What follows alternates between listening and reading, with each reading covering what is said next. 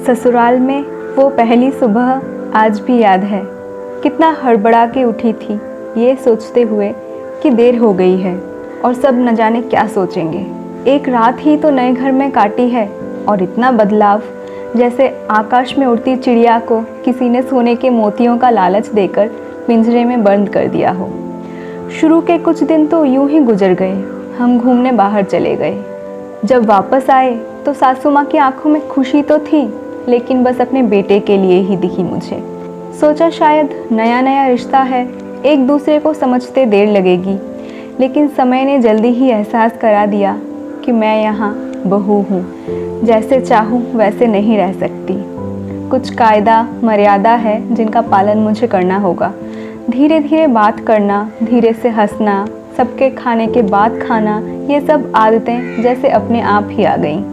घर में माँ से भी कभी कभी ही बात होती थी। धीरे धीरे पीहर की याद सताने लगी। ससुराल में पूछा तो बताया गया अभी नहीं, कुछ दिनों बाद।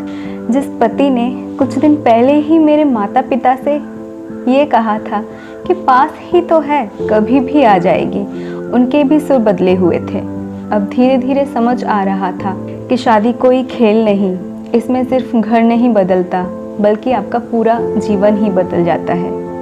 आप कभी भी उठ के अपने पीहर नहीं जा सकते। यहाँ तक कि कभी याद आए तो आपके पीहर वाले भी बिना पूछे नहीं आ सकते।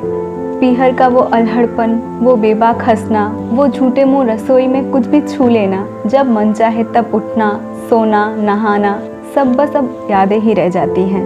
अब मुझे समझ में आने लगा कि क्यों विदाई के समय सब मुझे गले लगाकर रो रहे थे।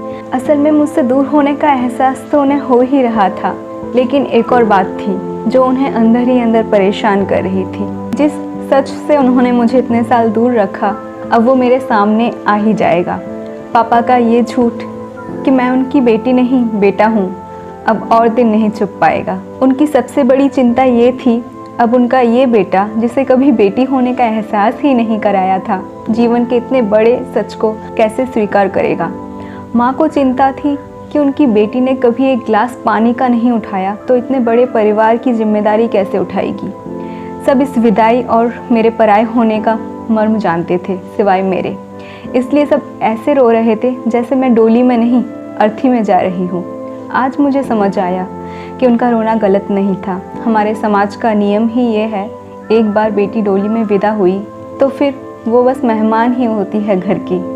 फिर कोई चाहे कितना भी क्यों ना कह ले कि ये घर आज भी उसी का है, सच तो ये है कि अब वो कभी भी यूं ही अपने उस घर जिसे मायका कहते हैं नहीं आ सकती।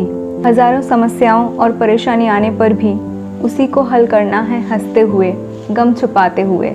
क्या ये तपस्या से कम नहीं है? अनजान जगह को सुधार कर अच्छा बनाने का काम करना, क्या कहेंगे आप? Thanks for watching.